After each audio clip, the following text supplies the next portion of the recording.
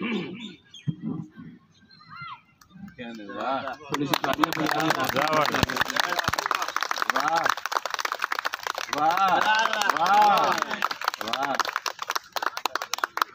बाकी लोगों से दोस्तों इस वक्त ये जो आप अपने मोबाइल स्क्रीन पर वीडियो देख रहे हैं, इस वीडियो में नज़र आ रहा शख्स ये एक मास्टर है जो कराटे और लाठी चलाना सिखाते हैं और बहुत ही ख़तरनाक इनके स्टंट है जो जल्दी किसी को समझ नहीं आता। लेकिन मौत एक ऐसी चीज़ है, मौत ने इनको लकड़ी और कलिमा पढ़ने और वसीयत करने का मौका भी नहीं दिया।